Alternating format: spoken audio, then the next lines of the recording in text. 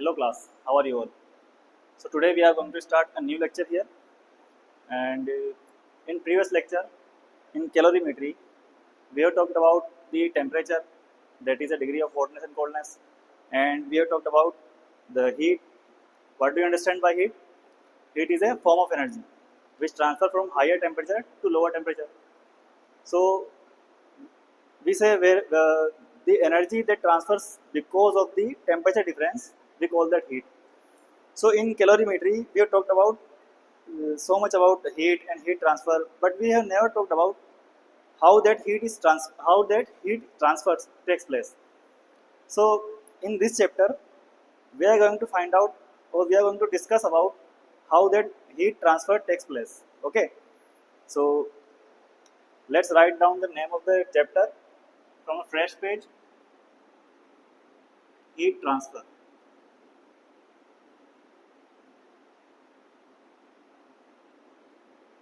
Heat transfer. Okay.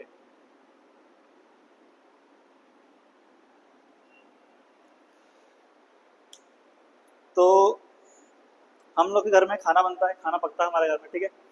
किस में पकता है खाना? एक बर्तन पकता है। उस बर्तन को हम हीट सोर्स पर रखते हैं।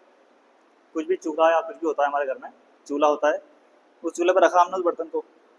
तो क्या उस बर्तन को हमने पूरे बर्तन को हीट दी? क्या चूल्हे पर रखा तो उसके बॉटम पार्ट पे हीट गई, लेकिन कुछ देर बाद हम उस बर्तन के हाथ लगाते हैं तो क्या पूरा बर्तन गर्म हो जाता है ना, पूरा बर्तन गर्म हो जाता है। तो इसका मतलब उसको हीट तो एक पार्ट पे दी थी, तो देखा जाए तो उस पार्ट को गर्म होना चाहिए था सिर्फ, लेकिन वो पूरा बर्तन गर्म हुआ। दैट मीन्स हीट ट्रांसफर हुआ। जिस पार्ट से हीट दी हमने वहां से बाकी की पूरी बॉडी में उसके हीट ट्रांसफर हुआ। इसी तरह से मान लो उस बर्तन में कोई पानी था, पानी उबाल रहे थे हम, तो वो पानी जिस बॉटम पार्ट में उसको हीट मिली सिर्फ वहां से गर्म होना चाहिए था, जबकि ऐसा नहीं होता। पूरी थ्रू आउट द वॉल्यूम वो पानी गर्म होता है। इसका मतलब ये है कि पूरी पानी में हीट ट्रांसफर हुआ है, पूरी फ्लूइड जो भी था वो पानी, उस पूरे पानी में हीट ट्रांसफर हुआ है। इस वजह से उस पूरे पानी का टेम्परेचर रेज हुआ है। इसी तरह से एक और एग्जांपल लें अगर, तो हमारी अर्थ को हीट कहाँ से मिलती है? सन से मिलती है हीट, जबकि सन तो लाखों किलोमीटर दूर है हमारी अर्थ से, फिर भी हीट ट्रांसफर होता है ना सन से अर्थ की तरफ। तो ये एग्जाम्पल जो थे डिफरेंट डिफरेंट, इन सभी एग्जाम्पल में हीट ट्रांसफर हो रहा है, लेकिन अलग अलग मेथड से होता है। तो हम उन्हीं मेथड्स का या उन्हीं मोड्स का हम चर्चा करेंगे हीट ट्रांसफर की।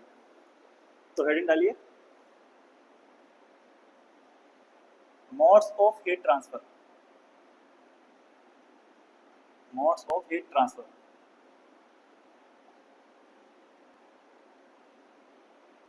इसमें लिखिए there are three modes of heat transfer. There are three different modes of heat transfer. There are three different modes of heat transfer. First one is conduction. Second one is convection. And third one is radiation. पिछली classes में हमने basic तो जाना है इनके बारे में। यहाँ पर हम क्या है थोड़ा डिटेल में स्टडी करते हैं इन मोड्स के बारे में, ठीक है। तो कौन कौन से मोड्स हैं तीन हीट ट्रांसफर के? कंडक्शन, कन्वेक्शन और रेडिएशन। तो जैसा मैंने आपको पिछले तीन जो एग्जांपल दिए थे, जो पहला एग्जांपल दिया था मैंने आपको, उसमें बर्तन को हमने जब हीट दी थी किसी बॉटम पार्ट पे, तो उसकी through out the body heat transfer हुआ, जिसकी वजह से पूरी बॉडी का टेम्परेचर रेज हुआ। तो वहाँ होता क्या है कि कोई पार्टिकल मूव कर रहा है क्या वहाँ पे उस बर्तन का? नहीं किया कोई पार्टिकल मूव, फिर भी हीट ट्रांसफर हुई। तो वो जो मोड था ना हीट ट्रांसफर का, वो होता है हमारा कंडक्शन, जो कि सॉलिड बॉडीज में देखने को मिलता है जनरली। फिर हमने सेकंड जो एग्जांपल देखा था उसमें हमने बात की थी जो बर्तन में पानी था, वो पानी को हम बॉटम पार्ट में मिली हीट, लेकिन वो थ्रू आउट द वॉल्यूम उसमें हीट ट्रांसफर हुआ और पूरी वॉल्यूम का उसका टेम्परेचर रेज हुआ। तो वहाँ पे जो हीट ट्रांसफर हुआ तो वहाँ तो पूरे पार्टिकल्स मूव हुए हैं, क्योंकि बॉटम पार्ट के जो पानी था उसकी लेयर गर्म हुई हीट, उस हीट ट्रांसफर की वजह से वो उसका टेम्परेचर रेज हुआ, तो उसकी वजह से वो उसकी डेंसिटी कम हुई और वो लेयर अपने ऊपर की लेयर पे आ गई, और ऊपर की लेयर उसकी हाई डेंसिटी की वजह से नीचे चली गई और इस तरह से ये सर्किल चलता रहा और हीट ट्रांसफ़र पूरे जो भी था उसका वॉल्यूम या फिर जो भी पार्टिकल्स थे उसके उनके मोशन की वजह से हुआ। तो इस तरह का जो हीट ट्रांसफ़र होता है ये होता है कॉन्वेक्शन, जो कि पूरे मैटर के फ्लो की वजह से होता है, जो कि जनरली देखने को मिलता है फ्लूइड्स में। फिर हमने तीसरा जो एग्जांपल लिया था जहाँ सन से हीट मिल रही थी अर्थ को, सन से हीट मिलती है अर्थ को, तो वो हमें मिलती है इलेक्ट्रोमैग्नेटिक वेव्स की वजह से। ठीक है, सन से निकलने वाली इलेक्ट्रोमैग्नेटिक वेव्स हीट ट्रांसफर करती है अर्थ तक। तो रेडिएशन मोड जो होता है हीट ट्रांसफर का वो होता है इलेक्ट्रोमैग्नेटिक रेडिएशन की वजह से, जो कि हमारा ये थर्ड एग्जांपल था, सन से जो मिलती है हमारी अर्थ को हीट वो। तो इस तरह से ये 3 मोड्स हैं हीट ट्रांसफर के। तो ये तो थी बेसिक बात, तीनों मोड्स, डिफरेंट मोड्स की हीट ट्रांसफर के। अब हम पहला मोड की बात करते हैं, कंडक्शन, दैट इज कंडक्शन।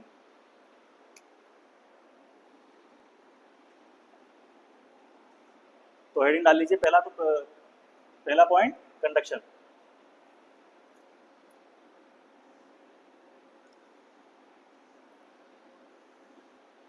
ये हमारे पास कोई सॉलिड बॉडी है, ठीक है, इसको यहाँ से कोई हीट सोर्स है हमारे पास, ये इससे हीट दी जा रही है, ठीक। यहाँ पे मैं कुछ पार्टिकल्स ड्रॉ कर देता हूँ इसके, ये मॉलिक्यूल्स है इसके, इसे रेफरेंस के लिए, हालांकि हमें बताया काफ़ी डेंस होता है मॉलिक्यूल्स सॉलिड्स में। तो मैंने जब इसको यहाँ इस पार्ट को हीट दी तो क्या कुछ देर बाद क्या हुआ, इस पार्ट को तो ये तो डायरेक्ट हीटिंग सोर्स से कांटेक्ट में है तो यहाँ का टेम्परेचर राइज होगा ही सही, लेकिन कुछ देर बाद मैं देखता हूँ कि इस एंड का भी टेम्परेचर बढ़ जाता है, ठीक है, यहाँ से भी ये गर्म हो जाता है। तो इस प्रोसेस में क्या यहाँ का मॉलिक्यूल उठ के वहाँ गया क्या? नहीं गया, फिर भी यहाँ का टेम्परेचर बढ़ा ना। तो इस तरह का जो मोड होता है हीट ट्रांसफर का, जिसमें बिना मॉलिक्यूल्स के फ्लो किए, बिना मैटर के फ्लो किए हीट ट्रांसफर हो जाता है, उस मोड को बोलते हैं हम कंडक्शन। तो लिखिए इसमें पहला पॉइंट,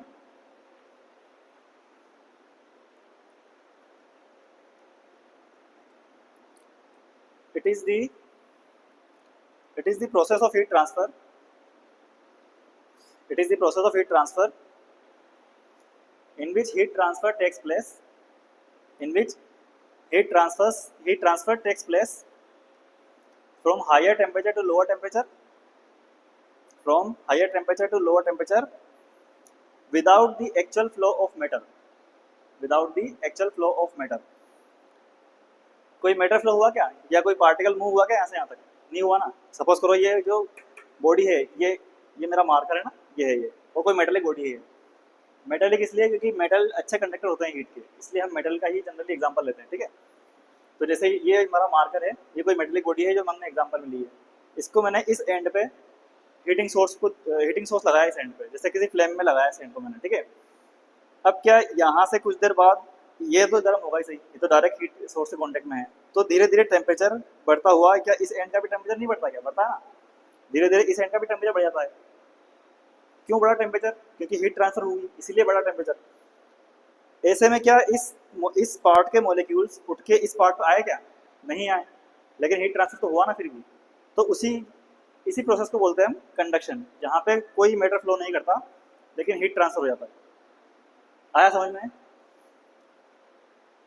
अब ठीक है, मॉलिक्यूल्स मूव नहीं किए, हीट ट्रांसफर हो गया फिर भी, तो जब मॉलिक्यूल्स लेके नहीं गए, मॉलिक्यूल्स ने कन्वे नहीं की हीट, तो कैसे हीट ट्रांसफर हुई फिर, है ना? ये क्वेश्चन उठ रहा होगा आपके दिमाग में। अब देखिए इधर, मैंने इस पार्ट को हीट दी, ठीक है, तो इस पार्ट पे या इस सेक्शन पे जो मॉलिक्यूल्स होंगे उनकी काइनेटिक एनर्जी गेन होगी। भाई मैंने हीटिंग सोर्स कहाँ लगाया हुआ है? इस पार्ट लगा हुआ है, इस एंड पे, इस बॉडी के। तो इस पार्ट पे जितने भी मॉलिक्यूल्स होंगे उनकी काइनेटिक एनर्जी गेन होगी, काइनेटिक एनर्जी बढ़ जाएगी उनकी। अब काइनेटिक एनर्जी गेन तो कर ली उन्होंने, लेकिन वो तो सॉलिड बॉडी के पार्ट है, बाउंड है अपने प्लेस पे, वो तो मूव नहीं कर सकते, लेकिन वो अपने प्लेस पे उनकी वाइब्रेशन बढ़ जाएगी, ठीक है, वो रैपिडली वाइब्रेशन करने लग जाएंगे, और रैपिडली वाइब्रेशन करके वो अपने जो एडजेसेंट मॉलिक्यूल्स हैं, इनके बिल्कुल जो नेबरिंग मॉलिक्यूल्स हैं उनसे टकराएंगे और अपनी एनर्जी को उनमें ट्रांसफर कर देंगे।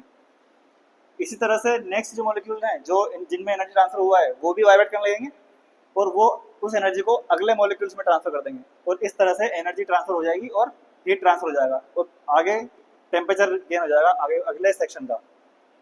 समझ में आया? इस सेक्शन को मैंने हीट दी, यहाँ के मॉलिक्यूल्स के काइनेटिक एनर्जी बढ़ी, वाइब्रेशन के रेपिडनेस बढ़ी, उनकी तेजी से वाइब्रेट करने लगे हुए मॉलिक्यूल्स। इस वाइब्रेशन की वजह से इनके नेबरिंग मॉलिक्यूल्स से कोलिजन हुआ, इनका नेबरिंग मॉलिक्यूल्स का कोलिजन की वजह से उनकी काइनेटिक एनर्जी बढ़ी, वो वाइब्रेट करने लगे, फिर उन्होंने अपने नेबरिंग मॉलिक्यूल्स के एनर्जी ट्रांसफर की। इस तरह से हर सेक्शन वाइज सेक्शन इसका टेम्परेचर बढ़ने लगेगा और एनर्जी ट्रांसफर हो जाएगी, उसको बोलते हैं हम हीट ट्रांसफर। उस तरह से होता है कंडक्शन में। ठीक है, तो देखिए सेकंड पॉइंट में, when a part of a solid body is heated,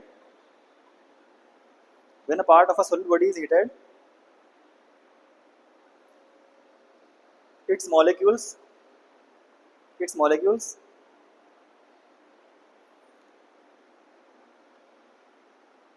gain the kinetic energy. Its molecules gain the kinetic energy and start to vibrate rapidly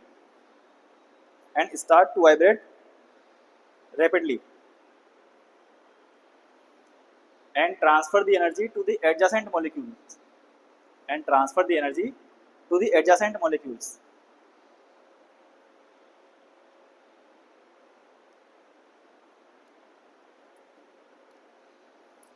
due to which the temperature of the next section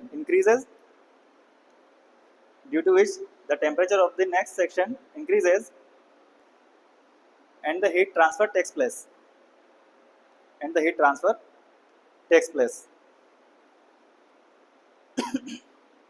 समझ में आया ना? मैंने इस and पे heat दी, इस and के molecules kinetic energy gain करके रैपिडली वाइब्रेट करने लगे। सपोज करो ये है बॉडी, वो इस बॉडी के मैंने इस एंड पे हीट दी, तो इस बॉडी पे कोई मॉलिक्यूल सिंगल मॉलिक्यूल समझते हैं, जैसे इस बॉडी पे एक मॉलिक्यूल है, इस मॉलिक्यूल को हीट मिली, ठीक है, काइनेटिक एनर्जी गेन हुई इसकी, तो ये तेजी से वाइब्रेट करने लगा, अभी वाइब्रेट कर रहा है तेजी से, इसके नेबरिंग मॉलिक्यूल से कोलिजन हुआ इसका, तो इस कोलिजन की वजह से इसने हीट ट्रांसफर किया, काइनेटिक एनर्जी ट्रांसफर किया अपनी। इस एनर्जी ट्रांसफर की वजह से अब इसकी काइनेटिक एनर्जी बढ़ गई और ये भी वाइब्रेट करने लगा। ठीक है, ये वाइब्रेट कर रहा है तो अब ये इसके नेबरिंग मॉलिक्यूल से टकराएगा, वो उसके नेबरिंग मॉलिक्यूल्स से टकराएगा और इस तरह से ये एनर्जी ट्रांसफर करते रहेंगे, सेक्शन वाइज सेक्शन इस बॉडी का टेम्परेचर गेन होता रहेगा। इस तरह से हीट ट्रांसफर होती है कंडक्शन में। आई होप समझ में आ गया होगा आपको।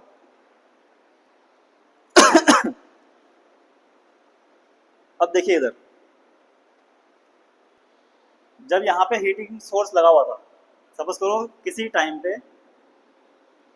इस सेक्शन का टेम्परेचर था 60 डिग्री सेल्सियस, 60 डिग्री सेल्सियस, ठीक है। इस सेक्शन का सपोज करो टेम्परेचर था 50 डिग्री सेल्सियस, इस सेक्शन का था 40 डिग्री सेल्सियस और इस सेक्शन का 30 डिग्री सेल्सियस, ठीक है। ये किसी टाइम पे हमने ऑब्जर्व किया कि ये टेम्परेचर था हर एक सेक्शन का इस बॉडी के। जैसे जैसे हम हीट देते रहते हैं, कुछ टाइम इस कंडीशन के कुछ टाइम और बाद हमने ऑब्जर्व किया कि इसी सेम बॉडी का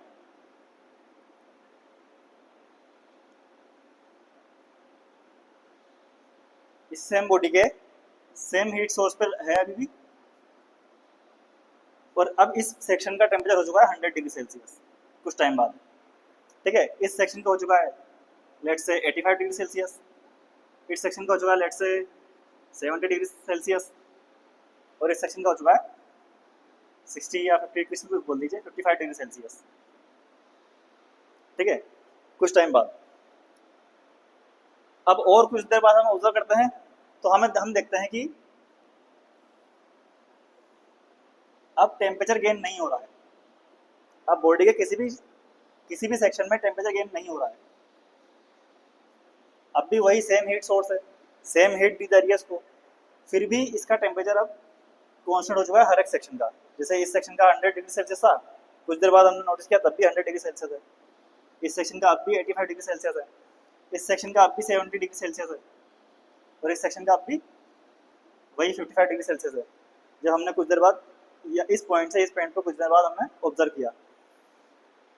तो जब तक बॉडी, जब ये बॉडी इस पोजीशन पे थी तो ये बॉडी क्या कर रही थी, कुछ हीट एब्जॉर्ब कर रही थी। ये इस सेक्शन की अगर बात करें तो ये सेक्शन जो हीट दी जा रही थी इसको, इस हीट का कुछ पार्ट को तो एब्जॉर्ब कर रहा था और अपना टेम्परेचर बढ़ा रहा था, जिसकी वजह से इसका टेम्परेचर बढ़ा, ठीक है। और बाकी के बचे हुए पार्ट को, इस हीट के बाकी के पार्ट को ये नेक्स्ट सेक्शन में ट्रांसफर कर रहा था। तो ये जब तक करता रहा जब तक कि इसका एक फिक्स टेम्परेचर तक वैल्यू नहीं पहुंच गई।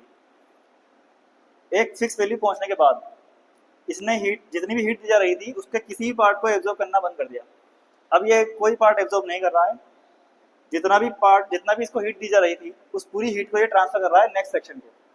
इसकी वजह से अपना टेम्परेचर, ये हर एक सेक्शन एक फिक्स टेम्परेचर पहुंच चुका है, मतलब अपना टेम्परेचर रेज नहीं कर रहा है ये कोई भी सेक्शन, और जितनी भी हीट दी जा रही है हर पूरी हीट को ये आगे ट्रांसफर कर रहा है।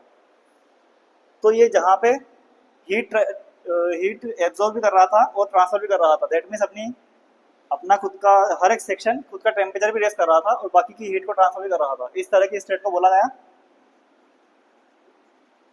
वेरिएबल स्टेट, ठीक है।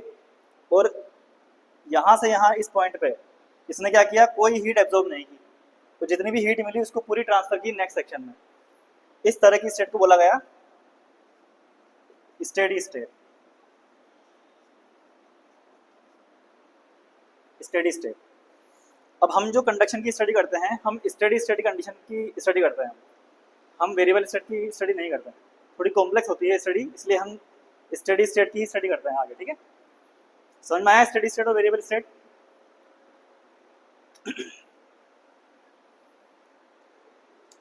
अब देखिए, अब हमें ये तो मालूम होगा कि हीट ट्रांसफर कैसे हो रहा है, क्या वजह होती है कंडक्शन की, कंडक्शन के थ्रू हीट ट्रांसफर कैसे होता है।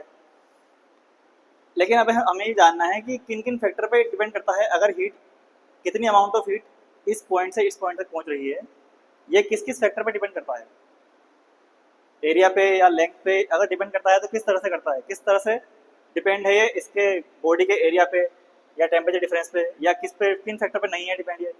तो ये सब हम पढ़ेंगे कंडक्शन के लॉ ऑफ कंडक्शन पे, ठीक है। हेडिंग डालिए लॉ ऑफ कंडक्शन।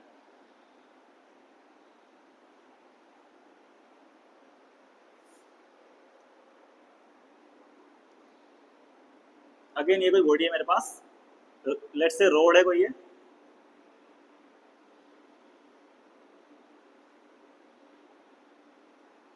थोड़ा 3D बनाते से डायग्राम।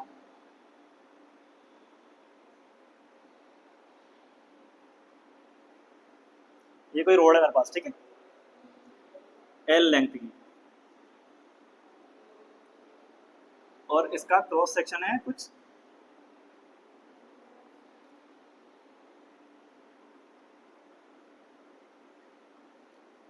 ये, इसका यूनिफॉर्म क्रॉस सेक्शन है, यानी इस लेंथ से इस length, through out the length इसका क्रॉस सेक्शन यूनिफॉर्म है, ठीक है। ये है क्रॉस सेक्शन इसका, जिसका एरिया है ए, ठीक है। ये कोई रोड है हमारे पास, मेटेलिक रोड, लेट्स से इसका लेंथ है एल और क्रॉस सेक्शन एरिया है ए। इसके दोनों एंड्स को मैं डिफरेंट टेम्परेचर से मेंटेन करता हूँ। लेट्स से यहाँ पे हमने हायर टेम्परेचर मेंटेन किया है टी एच, और इस एंड पे हमने लोअर टेम्परेचर मेंटेन किया है टी एल, ठीक है। अब ये हायर टेम्परेचर में मेंटेन करता हूँ, लेट्स से हम कोई हीटिंग सोर्स लगा देते हैं यहाँ पे, ठीक है, उसके थ्रू मैं यहाँ पे हायर टेम्परेचर मेंटेन रखता हूँ। और ये जो हमारी जो मेटेलिक रोड है, ये पूरी लेट्स से इंसुलेटेड है एनवायरनमेंट से, दैट मीन्स कोई हीट लॉस नहीं हो रहा है इसमें, ठीक है ना। अब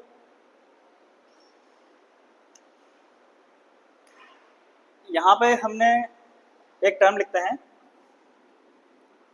Q by del T, that means इस क्रॉस सेक्शन से कितना हीट फ्लो हो रहा है in del T amount of time. इसको हमने बोला rate of heat flow, rate of heat flow. ठीक है। और हम कहते हैं कि ये इस अभी स्टडी स्टेट में आ चुकी है, तो अब स्टडी स्टेट के बाद इसकी स्टडी शुरू करेंगे हम, ठीक है। तो इसमें पॉइंट लिखिए, from the observation it is seen that in steady state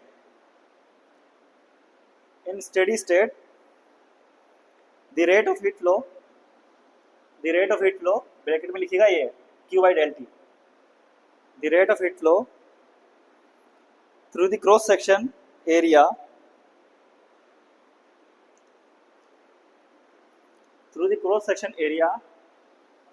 ये cross section area A, bracket में लिख दिया ए, the rate of heat flow through the cross section area A of a conducting rod of length L is अब आगे para change करके लिखेगा, point number 1, proportional to the cross section area,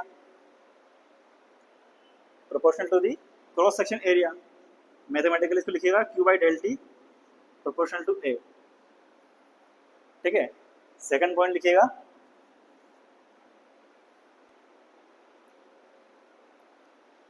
proportional to the temperature difference between both the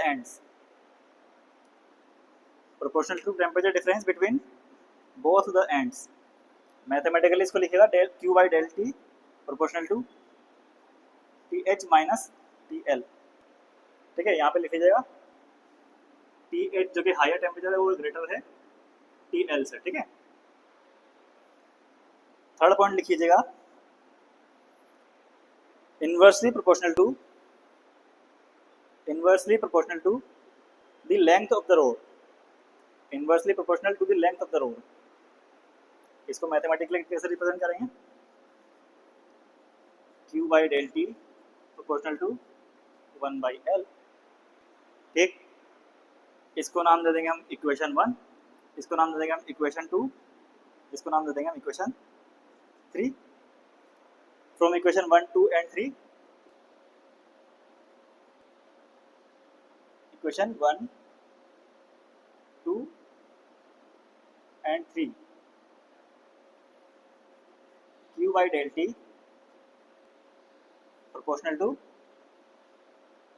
A TH minus TL divided by L, तीनों equation combined लिखेंगे हम, तो ऐसे लिखेंगे ना, ठीक।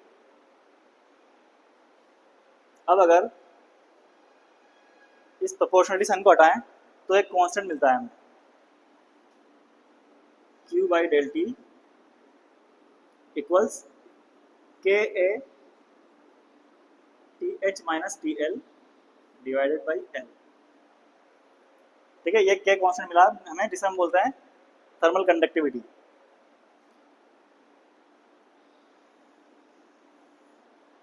ये फॉर्मूला में याद रखना है, ठीक है। इसको दूसरी फॉर्म में ऐसे लिख सकते हैं, H equals KA del T क्या है, टेम्परेचर डिफरेंस दोनों एंड के बीच में, डिवाइडेड बाई L,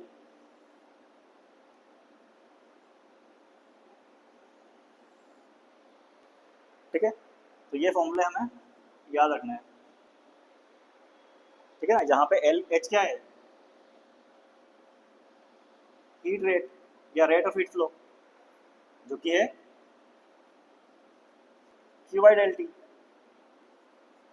और K है हमारा थर्मल कंडक्टिविटी, ठीक है। तो ये जो हमारे फॉर्मूले आए, तो रेट ऑफ हीट फ्लो के, ये हमें याद रखना है, न्यूमेरिकल्स में काम आता है फॉर्मूला, ठीक है। कॉपी कर लीजिए इसको।